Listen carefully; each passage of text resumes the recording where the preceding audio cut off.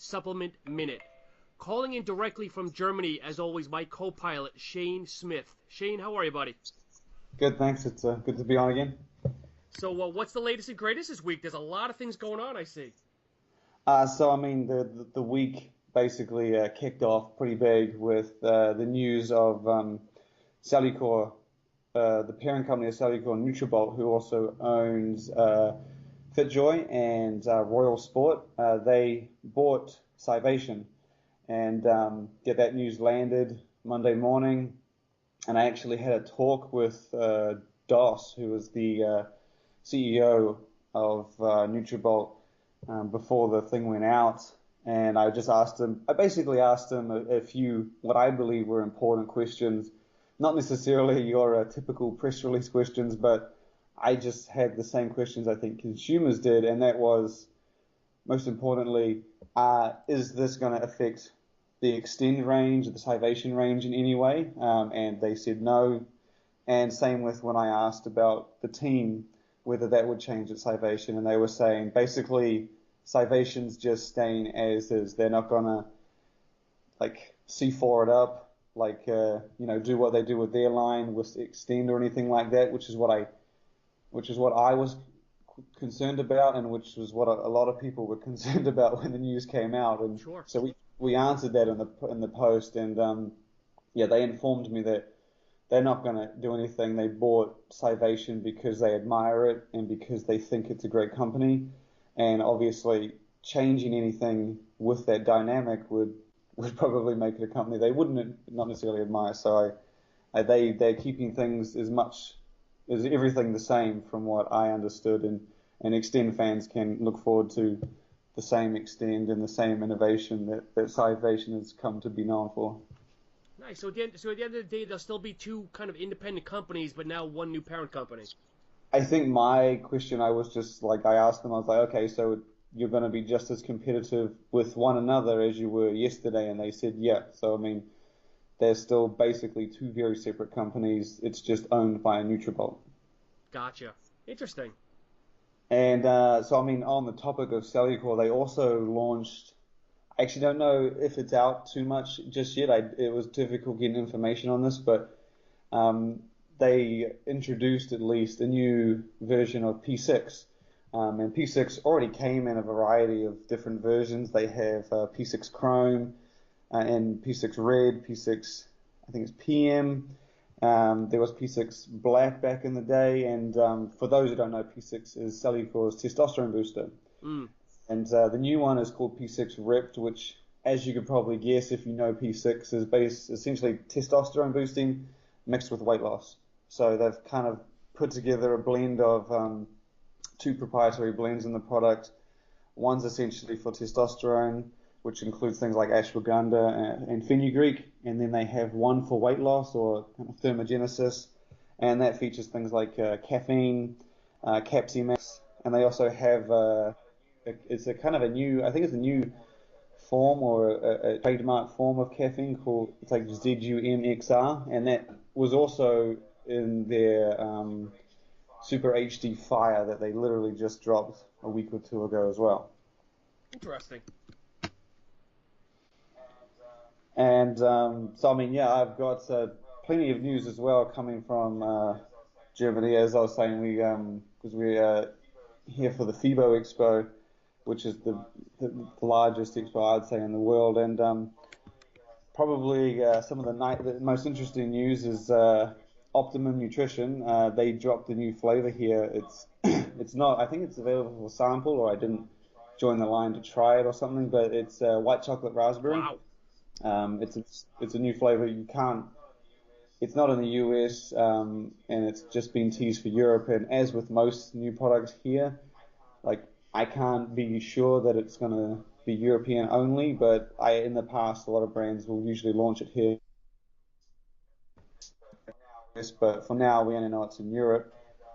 And in BSN is another big one. And they last year, they didn't really have much for FIBO, but this year they got 3 limited edition Syntha 6 flavors with strawberry cream swirl, chocolate mudslide, and New York vanilla cheesecake.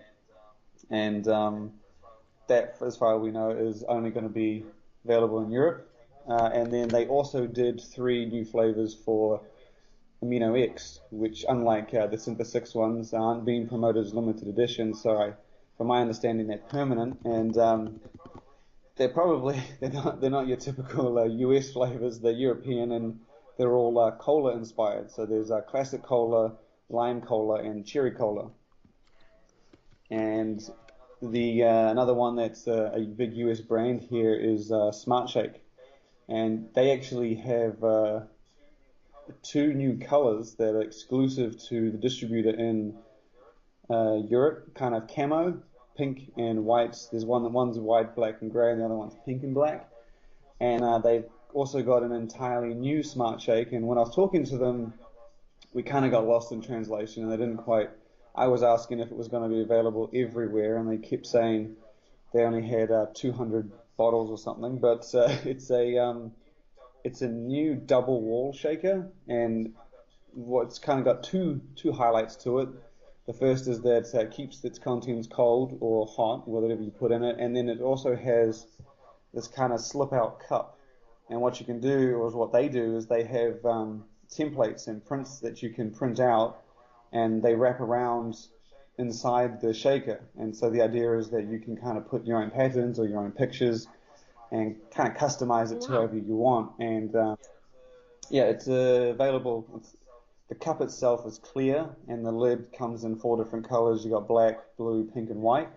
And again, I asked them if it was going to be like available everywhere, but all I got was that it was only a limited that they'd put together just for FIBO. So sometimes things like turn out to be like tests, and then they go ahead and launch it. But as far as I know, it's FIBO only, and it's 10 euros, which is I think it's maybe like 11 or 12 US dollars. So it's not too badly priced, and that yeah. And one more brand I'd like to highlight, and this is not a brand you'll probably find in the US, but it's one that it's got a great name going for it, and they're extremely creative when it comes to food and high protein snacks, and it's called Got7, and they do have your traditional protein bars and kind of other supplements like that, but their main focus is kind of unique snacks, and they've come to FIBO with, I think it's like 7 or 8 new products. They have a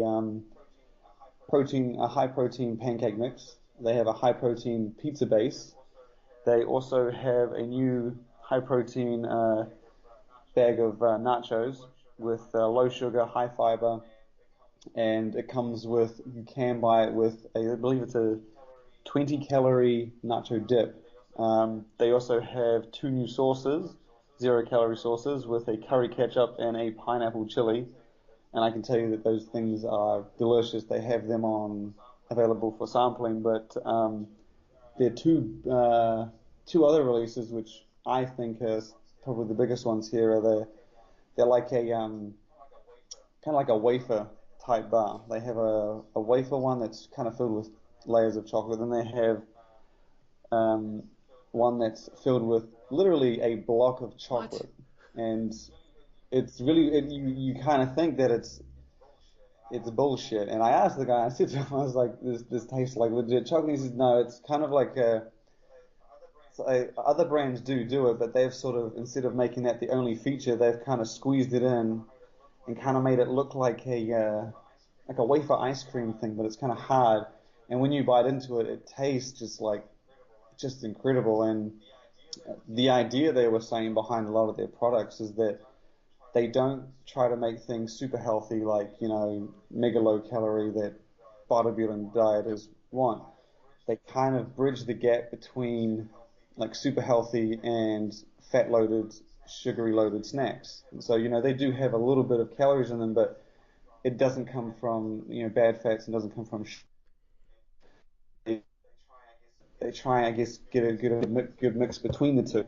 And the owner, he actually showed us another product that he has coming soon that probably won't be posting about for a while, called Choco Beans. And it's essentially it's his version of Smarties. Now, I don't know if do you actually know what Yes, Smarties yeah, I know. are? It's an older candy. I remember trick or treating 30 years ago and It's getting the, them. yeah, but it's kind of like it's still big in like a lot of countries like the UK, Europe, and Australia. They still kind of have it like a cheap Yep. M&M type thing. And the guy pulled out a bag of what looked to be. He says, these are my Smarties," and I was like, "Oh, cool." And he gave me some, and I thought they were legit Smarties. And then he says, "These will be launching in 3 weeks," and I was like, "Holy shit, these." He said, "Yeah, no, these aren't real Smarties. I made these. I think he said it was stevia flavored, zero sugar, um, and I swear to God, they could pass as Smarties, not as M&Ms, but if you've had Smarties before, you'll know the kind of difference there is. But they were incredible, and like, I mean, if you ever have a chance of trying anything from the brand, if you visit Europe or you see them online, it's a must. The brand, their stuff is just next level, especially compared to a lot of the US snacks and And stuff Shane, like you that. mentioned that they're only internationally. You don't. Do you think they'll eventually come domestic, or did I understand it's only internationally right now? They're they're from what I understand, they're in a lot of European countries and they're trying to expand. But and I think you can buy online in maybe like 7 or 8 European countries.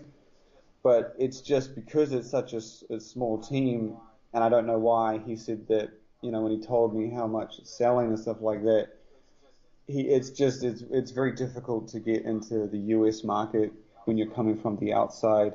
And I hear that from a lot of European brands, and so I mean that's why you don't really see too many into the US market unless they're absolutely massive, like My Protein and Cytec. So it's very difficult for the smaller ones to do it. But he said he's definitely trying to get his line in there. But I tell you, it's definitely an interesting one, a unique one, and I mean, the products do have a little bit of more calories. But I mean, if you're someone who doesn't really mind 50 more calories, like their stuff is just Shane, incredible. for people here domestically that aren't truly familiar with FIBO, what you're explaining, is it the size of an Olympia in between an Arnold and Olympia? What's kind of like the size? If you've been to the Olympia, uh, it's a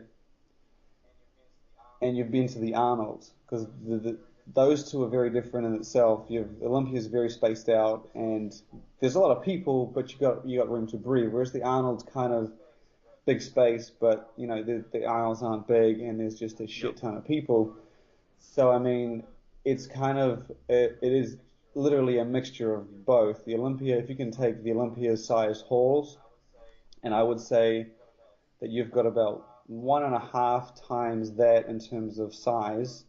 You've got just absolutely nowhere to move at times in terms of people, but then FIBO also has downstairs.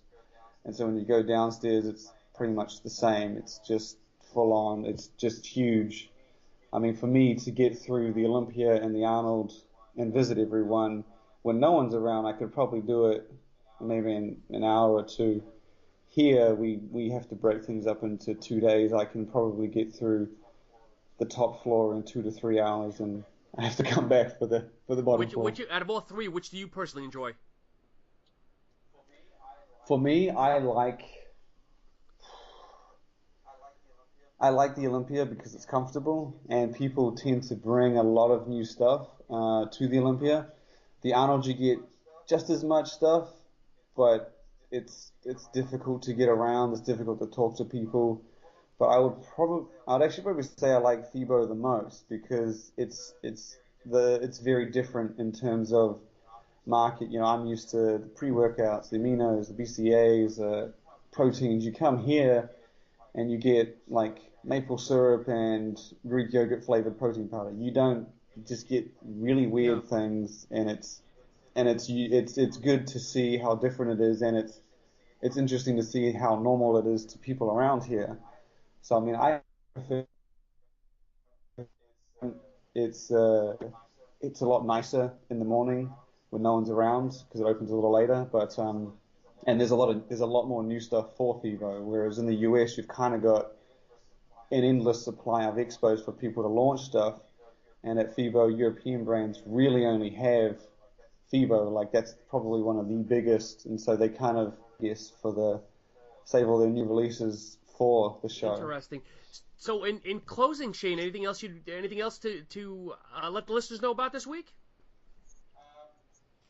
To be honest, we haven't finished with FIBO, so we might have more news when we go back. But yeah, as it is, actually, no, I think that's about it. To be honest, I would say just stay tuned to Stack for more. If you go to stack.live, you go to there and it's actually a dedicated kind of section that filters just the live posts that we write from the expo. Excellent. I'll have to tune into that. And for the folks listening, that's STAC and the number 3D .live. And as always, we appreciate Shane, your time, safe travels, and thank you for tuning in, listeners. Have a great rest of the week.